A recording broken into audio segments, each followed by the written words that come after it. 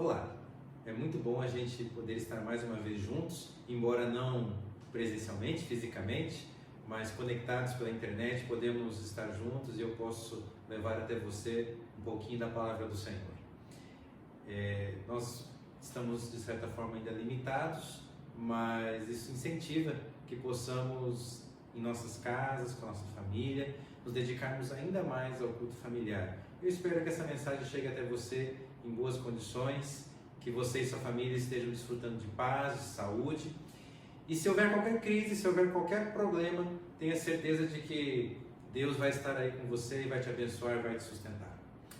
Quero trazer para vocês hoje uma mensagem baseada no livro de Hebreus, no capítulo 2 de Hebreus. Se você tiver uma Bíblia aí, de repente até mesmo no seu celular, fique à vontade para procurar o texto, para ler conosco. É interessante que aí onde você está, você leia a Bíblia também, que você acompanhe a leitura aí também. O texto de hoje está baseado no livro de Hebreus, no capítulo 2, nós leremos do verso 1 até o verso 4. Você quer procurar? Vou te dar um pouquinho de tempo para que você possa então encontrar o texto também. Hebreus, capítulo 2, versos 1 a 4. Na minha Bíblia, ele diz assim: por esta razão, importa que nos apeguemos com mais firmeza às verdades ouvidas, para que delas jamais nos desviemos. Se, pois, se tornou firme a palavra falada por meio de anjos, e toda transgressão ou desobediência recebeu justo castigo, como escaparemos nós se negligenciarmos tão grande salvação, a qual, tendo sido anunciada inicialmente pelo Senhor, foi-nos depois confirmada pelos que a ouviram, dando Deus testemunho juntamente com eles, por sinais, prodígios e vários milagres e por distribuições do Espírito Santo, segundo a sua vontade. Esse texto de Hebreus, o autor, possivelmente Paulo, ele está iniciando uma sessão chamada de exortação. O que é isso? É um conselho, é uma advertência. A estrutura de Hebreus ela é bem parecida no livro inteiro. Paulo ele puxa um evento histórico, às vezes falando até mesmo da eternidade, muitas vezes focando na história de Israel, e ele puxa esses eventos históricos e em cima desses eventos ele então faz a sua advertência, o seu sermão ao público, aos hebreus. E aqui não é diferente. Paulo, no capítulo 1, ele falou sobre a manifestação de Deus, a revelação de Deus em Cristo Jesus. Ele falou deu início à fala sobre a vinda de Jesus até esta terra para ser o nosso Salvador, para ser o nosso Senhor. Ele falou sobre a revelação da verdade de Deus. E agora, então, no capítulo 2, ele vai fazer a exortação. Uma vez que Deus, na sua misericórdia, no seu amor, na sua bondade, uma vez que partiu de Deus a iniciativa pela nossa salvação, e ele executou, isso aparece no Antigo Testamento, ele executando o plano da redenção, desde Adão e Eva, ao dar a profecia de que viria um Salvador, de que viria um descendente que destruiria a obra da serpente, e ao longo da história de vários autores bíblicos, ao longo da história do povo de Israel, a redenção, a libertação, melhor dizendo, do povo do Egito, a revelação que ele fez com Israel através do santuário, os constantes sacrifícios, até por fim, a vinda de Jesus, tudo isso aconteceu para que o plano da salvação fosse executado. E Paulo então menciona, já que Deus fez com que tudo isso acontecesse e ele cumpriu a parte dele, ele trouxe a salvação para cada um de nós, Paulo nos dá um conselho: vamos manter a nossa fé firmada nisso. Olha o que ele diz: já que tudo isso se tornou verdade, já que a palavra se cumpriu, já que a salvação é uma realidade para nós, nós não podemos negligenciá-la, nós não podemos desperdiçar essa oportunidade que o Senhor nos concedeu. Pelo contrário, hoje é um tempo de firmar a nossa fé, para que jamais venhamos a nos desviar, a desistir, a abandonar o Senhor ou o caminho da salvação que Ele nos oferece. Em tempos como o nosso, que exigem muito do nosso esforço, que exige muito da nossa capacidade de se reinventar, que exige muito da nossa fé, uma vez que muitos de nós perdemos nossos planejamentos e temos que criar uma rota nova quase todo dia. É natural que em crises como essa, alguns abandonem a fé. A pergunta comum para esse tempo é: onde está Deus? Em toda crise da humanidade, em toda guerra, em todo conflito, em toda catástrofe, em toda situação ruim, estamos acostumados, alguém sempre pergunta: onde está Deus no meio das crises? Não é diferente. Muitos já se perguntaram: onde está Deus que permite que uma epidemia como essa, uma pandemia como essa, tire a paz e a segurança do nosso mundo? Onde está Deus que permite que muitas de nossas famílias da igreja, estejam até passando necessidade já, devido a terem seus comércios parados no meio dessa situação? Em meio à crise sempre virá a pergunta: onde está Deus? E a resposta é sempre a mesma: Deus continua no mesmo lugar. Nós estamos em um mundo que é dominado pelo pecado e com isso existe sim insegurança, existe incerteza, existe injustiça. A palavra de Deus não nega isso, tampouco nega que nós passaríamos dificuldades. O andar com Deus não inibe as dificuldades da vida. Somos seres humanos e estamos sujeitos a todas as mazelas deste mundo que qualquer pessoa está sujeita. Deus continua no mesmo lugar. E tampouco ele perdeu o controle da história. Mas você deve lembrar que essa é uma história que teve o pecado como intruso e as consequências disso nós colhemos até hoje. Mas Deus está aguardando o tempo certo, Deus está aguardando o momento certo, quando Ele irá se revelar para, de uma vez por todas, dar fim a todo mal e a todo sofrimento. Isso acontecerá no dia que Jesus voltar. E nós cremos nisso, e até cremos que esta pandemia é mais um sinal de que estamos nos aproximando do dia do retorno de Cristo Jesus. Mas até que esse dia chegue, isso aqui tem que ser uma realidade em nossas vidas. Precisamos nos apegar ainda mais à verdade de Deus. Alguns, na crise, se distanciam. Alguns, na crise, se afastam de Deus, negam a Deus, rejeitam a Deus. A crise nos chama a nos apegarmos ainda mais ao Senhor. Sabe, eu ouvi um relato uma vez de que a maior parte dos acidentes em viagens, a pessoa está viajando, está numa estrada e então ela sofre um acidente. A maior parte desses acidentes acontecem quando a pessoa já está bem próxima de seu destino final. Viajou quilômetros, viajou horas, mas quando então está se aproximando já do seu destino, acontece o acidente. Há uma razão para isso. Quando a gente sai, a gente entra no carro e começa a viagem, estamos empolgados, estamos animados, estamos alertas. Mas conforme a viagem vai acontecendo, nós vamos ficando um pouco cansados. A viagem vai nos desgastando. E conforme vamos chegando ao nosso destino, além do cansaço, começamos a baixar a guarda. Imagine, você tinha que viajar 1000 quilômetros e agora faltam só 10 para você chegar. É natural que a guarda seja baixada. É natural que fiquemos mais confortáveis com a situação e até possamos nos distrair em relação a isso. Essa estatística diz então que por causa disso os acidentes acontecem perto do ponto de chegada. A maior parte deles. Queridos, de alguma forma nós estamos nos aproximando bastante do nosso destino final. Que não é a destruição, que não é a morte, mas é a volta do Senhor Jesus. Muita coisa indica que estamos cada vez mais próximos disso.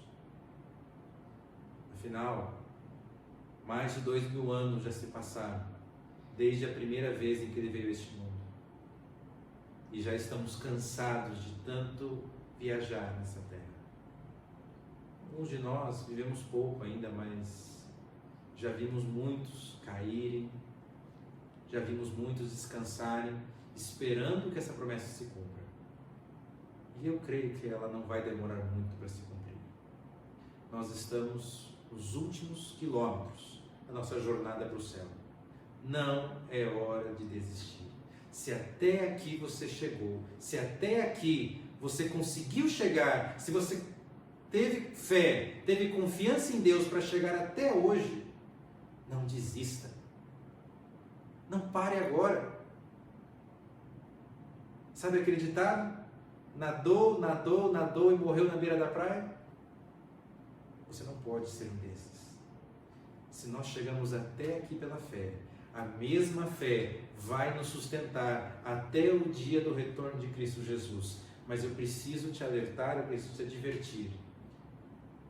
O que virá pela frente, a situação de nosso país, como teremos que encarar o cenário do mundo depois dessa pandemia, é possível que isso vai exigir muita fé de nós. Talvez eu esteja falando para alguém que tem até perdido o emprego já e não sabe como vai fazer para se sustentar a partir de amanhã.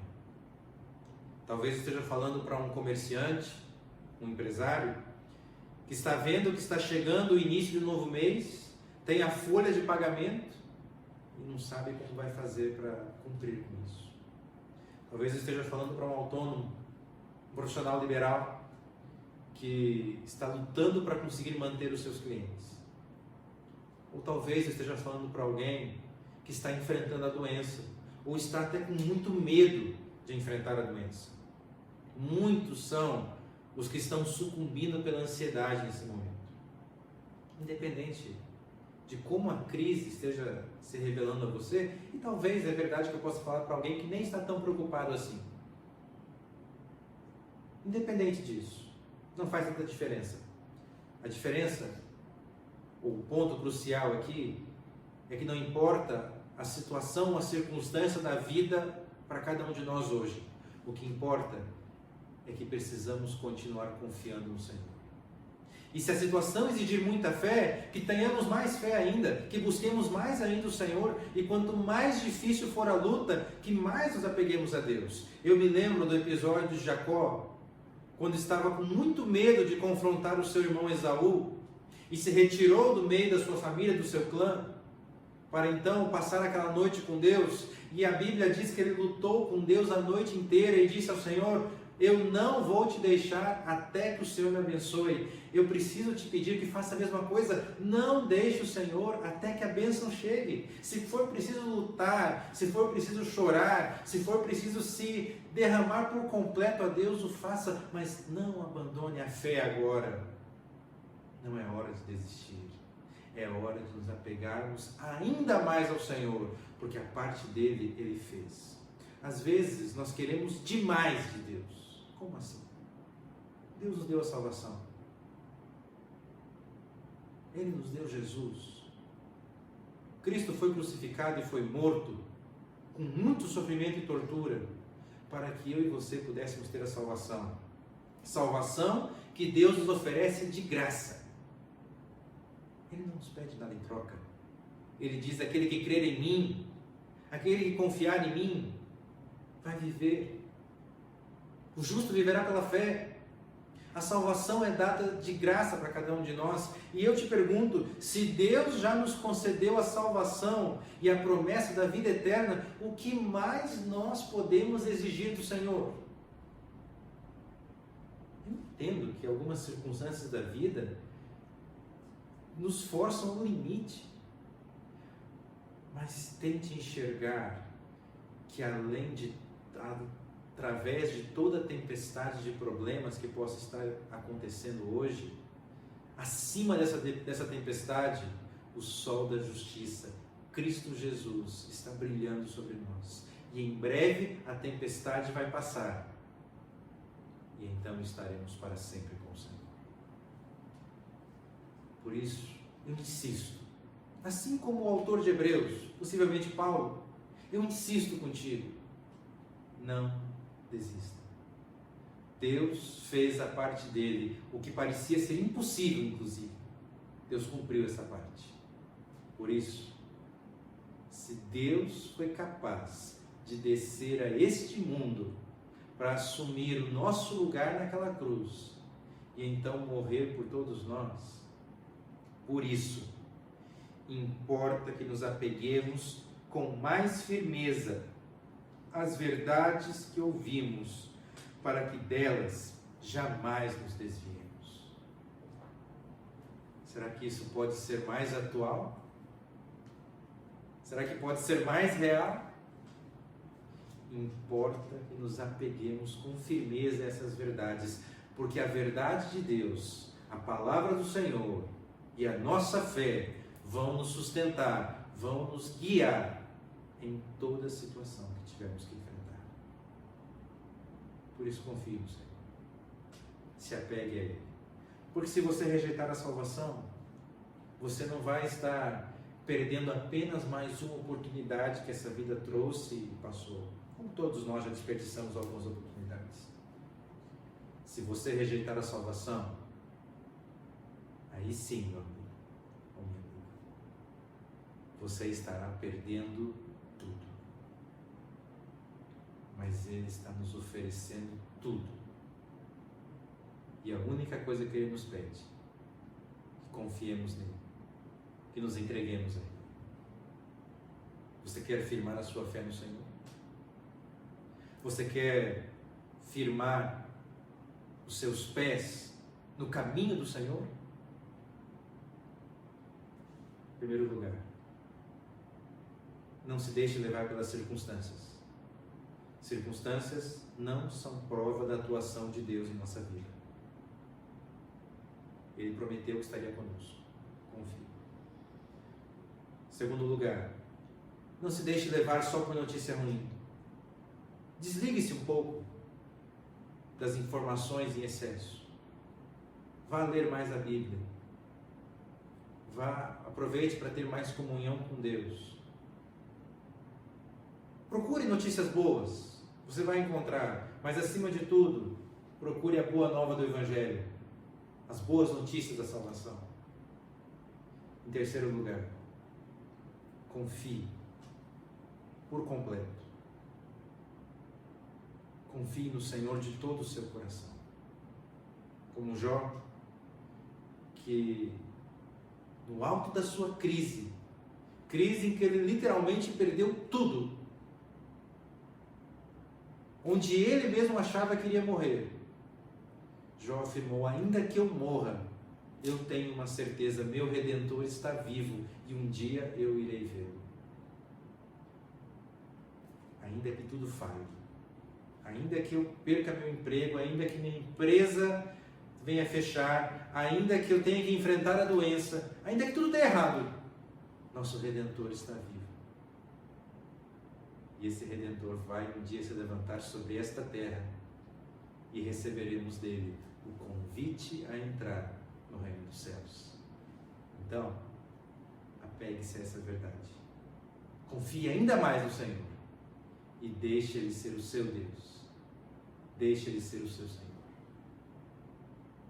Você confia nele? Se faltar fé, inclusive, aproveite para nesse momento pedir mais fé a Ele.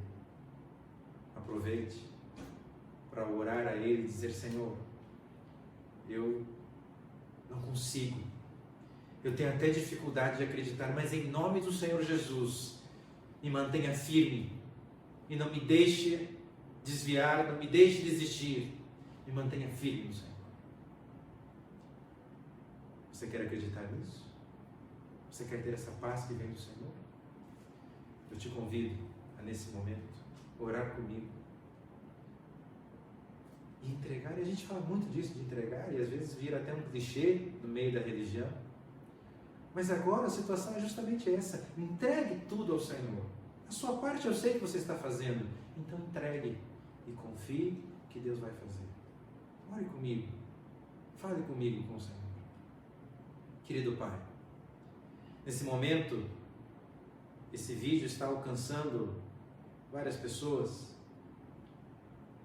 Eu não sei quem são, eu não sei quem está assistindo, e eu não sei a circunstância do momento. Pode ser boas e podem ser ruins, mas independente disso, Senhor, Tu conheces cada um desses Teus filhos que nesse momento ouvem essa mensagem e nesse momento se unem nesta oração. Cuida de cada um desses teus filhos, Pai. Sustenta-os em tuas mãos. Salva-os. Em nome do Senhor Jesus, salva-os para o teu reino. E nos ajuda, Pai, a todos nós, a termos cada vez mais fé e mais confiança em Ti, a dependermos cada vez mais do Senhor. Te pedimos essa bênção, não porque nós mereçamos ou sejamos dignos de toda essa confiança, mas uma vez que Cristo veio, uma vez que Ele morreu, que Ele ressuscitou e voltou ao céu, de onde virá para nos buscar, é confiando nessa salvação, é confiando no nome de Cristo Jesus, que nós oramos e pedimos e Te louvamos em nome do Senhor Jesus. Amém. E amém. Que Deus te abençoe, que você tenha uma semana abençoada por Deus e que a mão dele esteja estendida sobre a tua vida. Graça e paz do Senhor Jesus.